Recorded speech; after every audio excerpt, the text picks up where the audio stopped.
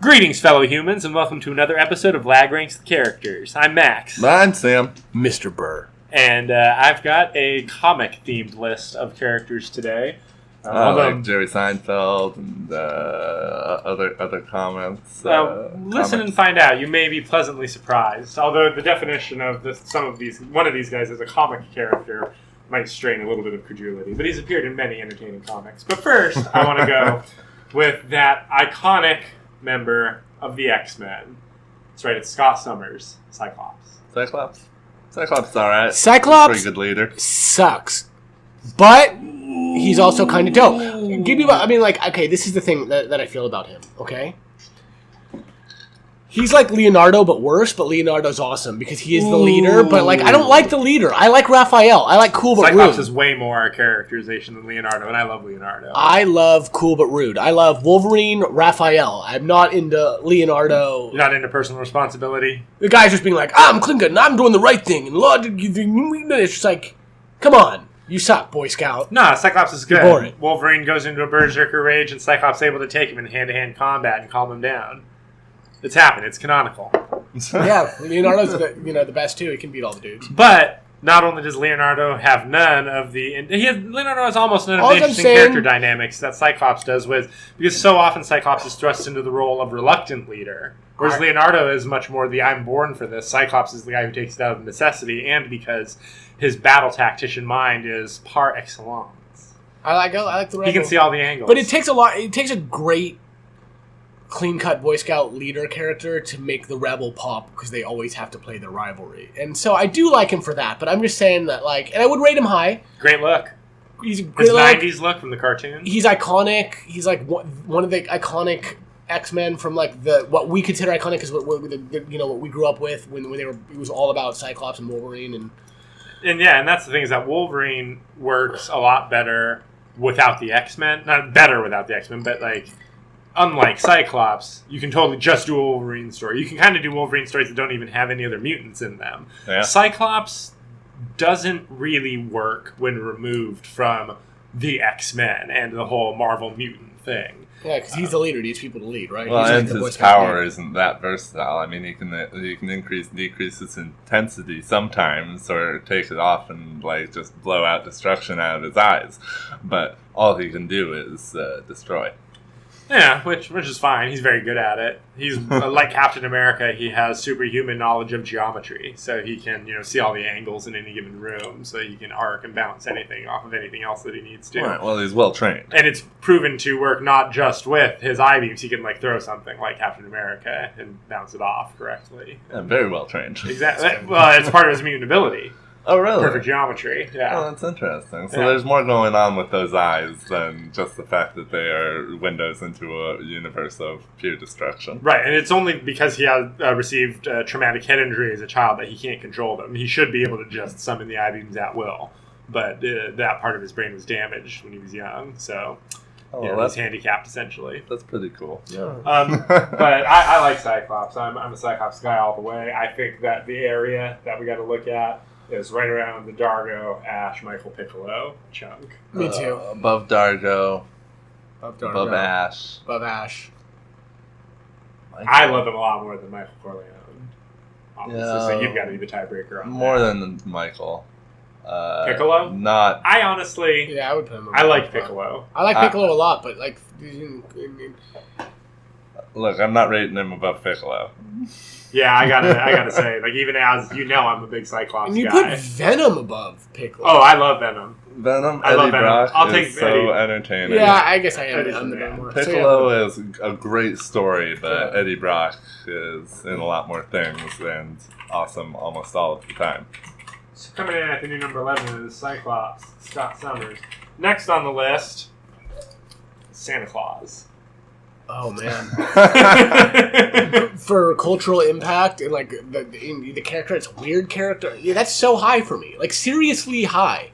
Santa Claus, just to keep this list comic themed, not only is the star of Grant Morrison's excellent series Klaus, where he's essentially Christmas Batman, but also is in a great 2-page comic where Santa blasts through. It's like it's on Apocalypse, and Darkseid is receiving a report like, he's breaking through the outer wall, sir. Like, none of our defenses can stop him. He's racing through. And Darkseid's like, we will not let this happen yet again. And then fucking Santa busts through into the room. He's like a little singed, but normally okay. He's like, hello, Darkseid. Like, Merry Christmas. Here's to another year. And he hands Darkseid a present with just a box with a lump of coal in it, because Darkseid is the worst. Yeah. But that comic is the best. Santa Claus, I'm not joking. I might put him at number 1. I mean, culturally, so much, and he is fleshed out, and the story is weird, and we just accept it, and we're willing to lie to our children, generation after generation, say, he lives in the North Pole, he has a highly complicated factory that will tell you nothing about, that can make any toy or good, and if you're good, he'll give it to you. If you're bad, he takes lists, and he keeps counting if you're bad, and he just gives you coal to taunt you and let you know that you suck and you've misbehaved. He's married to a sweet old woman named Mrs. Claus. He only has to really work one night a year. Yeah, he can magically get around the world. Otherwise, other than that, he's just a factory manager. Yeah, it's like crazy. He's got like a team of flying reindeer. Team of flying magic reindeer. I mean, what in the world? It's such a character. That's Santa Claus. You defeat any evil with the power of generosity and imagination.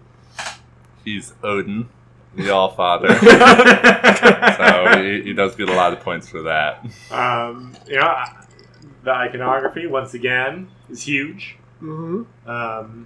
Sold a lot of Cokes. Saint Nick. That's Saint Nick. I mean, like... Well, we are only rating characters named Santa Claus, not other incarnations. Okay, I guess. We're not going to include... I'm making that distinction on this one.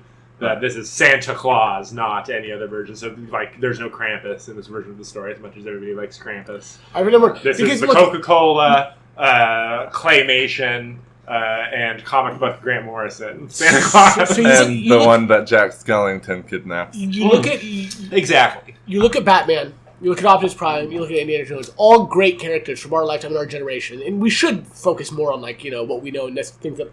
But if you look at the culture, I mean, this dude's been on people's minds on a cult, like ubiquitous cultural presence for, like, generations.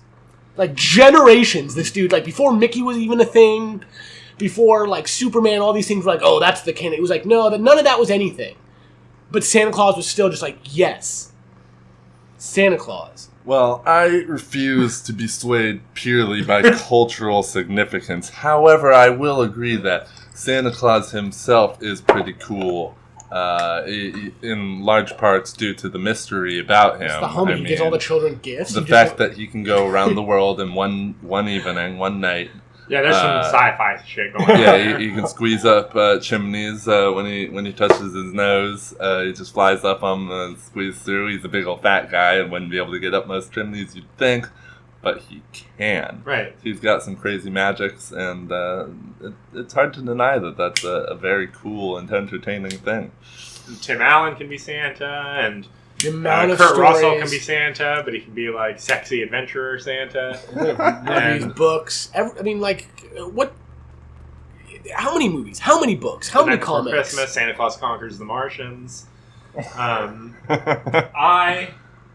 though, am having a little bit of trouble putting him above my boy Hank Hill. I knew you were going to say that. Hank stuff, they're all dope, but I'm just saying, there's a pantheon, and Batman might even be touching that pantheon, but I think Santa Claus is definitely in the pantheon.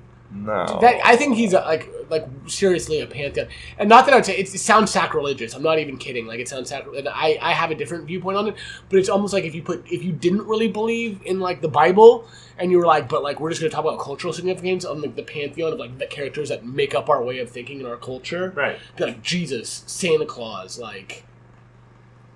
You're not wrong. I mean, like, that's Jesus, Santa Claus, Batman. Really? Maybe Batman's. Maybe we'll see which part of our century, what characters really sift into that pantheon of, like, 10 characters that just, like, define our, like, relation to all characters. But man, that's everything. Like, yeah, he's been around a while. He'll probably be around for a good long while still. Yeah, there's no beating that. There's no beating that, and nobody wants to. But still, Hank Hill. That boy ain't right. I love Hank Hill, but I'm just telling you. Like, oh my God. taste the heat, not the meat. No, There's so it's much. taste the meat, not the heat. Thank you. Shame. Yeah. No, Taste the meat. it's taste And the heat, the heat. not the heat. I'm really torn because there is half of me that wants to make him number 1. I would put him number. I'm telling you, because and then But there's another part of me that says he's number 5 directly underneath Hank Hill. that's tough to beat, and you can fully acknowledge because say, look, I think these characters are more like whatever. But if we're going on like all the cylinders, like he is fleshed out, his story is unique and entertaining, but he is like Definitely a facet of our deserves culture. a He high has point. been on the mind of like every child that like every Western centered like Christmas celebrating child. Those for Grant Morrison generations. comics sometimes make me cry. It's like, Santa makes a lot of kids cry. Yeah, I'm torn, but I think that it's more interesting if we put him at number 1. mm-hmm. That's tough to beat. How do you beat Santa Claus Well, as a character? All right. He's not real. I mean, come on. I'm Sorry, outvoted here. I will concede. Why? Would you want to put him under Batman? I'd put him under Batman. I I would could be not. convinced to put him under Batman. I'd Batman be is a convinced banner to put him character. over Hank. I'm putting him at number 1. I'm making the call. I'm going with my gut on this one. All right. Santa Claus. All right, guys. Last on my list is a much more recent character than the other two. It's Big Red himself. It's Hellboy. Hellboy. I love Hellboy on the entertainment. See, that's where I get into like, if I'm balancing on the cultural impact scale, you know, people like him, but it's a cult thing, not super high, but on the personal enjoyment and entertainment, What a great character. what a great character. And he's a character who, until very recently, had never been in a bad story. Both of the Guillermo del Toro movies are very good in very different ways. In very different Because ways. the first they one's are. a horror movie and the second one's a fantasy movie. Yep. And his comics are literally all... I mean, I haven't read all the BPRD, a lot of the earlier stuff that's happened with other creative teams, but all of the Mike Mignola written issues of Hellboy, the original series that ended with Hellboy's death. Nice. It's like, there's not a bad issue. Like, it's perfect comics, perfectly illustrated. Oh, yeah. Wait. The illustration is second to none. He's the perfection of Ben Grimm, the Thing, in a way. He's the people's champion.